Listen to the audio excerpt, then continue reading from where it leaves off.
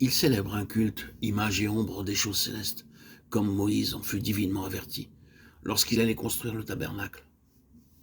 Et soin, lui fut-il dit, de tout faire d'après le modèle qui t'a été montré sur la montagne. Hébreux 8.5. Qui connaît ses égarements? Pardonne-moi ce que j'ignore. Psaume 19.13. Le point le plus important dans l'œuvre spirituelle consiste à connaître le modèle sur la montagne. Sans nul doute, il y a de nombreuses choses qui sont vitales dans le domaine spirituel et qui sont approuvées par Dieu. Mais parmi elles, le modèle sur la montagne doit être considéré comme la plus fondamentale. C'est un élément primordial du conseil de Dieu. Sa méconnaissance nous empêche d'accomplir l'œuvre de Dieu.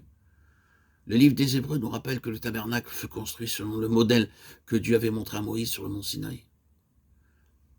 Avant de construire le tabernacle, Moïse avait dû rester sur la montagne pendant 40 jours et 40 nuits pour recevoir de Dieu le modèle du tabernacle. Dans le tabernacle, chaque chose avait une conception spécifique.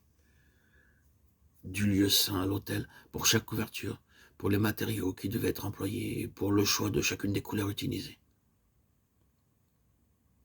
Rien ne fut laissé à l'initiative personnelle, tout fut fait d'après un ordre. Chaque partie du tabernacle, y compris l'autel, le bassin, des ablutions, la table, le chandelier, l'arche et ainsi de suite, fut faite d'après la description donnée par Dieu. De même pour les matériaux, les dimensions et les couleurs. Pas un détail ne fut introduit et fait selon la pensée de Moïse. Dieu a son plan préétabli concernant l'œuvre de construction de l'Église. Sans tenir compte du fait que les choses peuvent être grandes ou petites, il a ses propres voies clairement définies.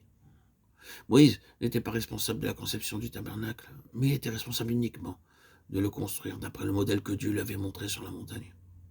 Ainsi donc, la gloire d'un serviteur de Christ ne réside pas dans son habileté à faire l'œuvre de Dieu, mais plutôt dans l'exécution soigneuse de ce qu'il a compris être la volonté de Dieu. Connaître le conseil du Seigneur et le réaliser en conséquence, c'est la gloire d'un serviteur de Christ. Une sœur qui servait le Seigneur depuis de nombreuses années m'a dit une fois, l'homme n'a aucune liberté dans l'œuvre de Dieu. Lorsque Moïse construisit le tabernacle, il n'avait aucune liberté pour déclarer si un petit clou devait être fait en argent ou en or. Il fit chaque détail d'après ce que le Seigneur lui avait ordonné.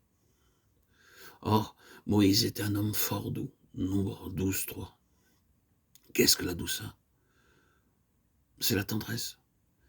Elle est l'opposé de la dureté. Il fit tout ce que Dieu lui avait demandé de faire. Il réalisa toute l'œuvre selon tout ce que le Seigneur lui avait ordonné, que ce soit les couleurs, les formes, les dimensions.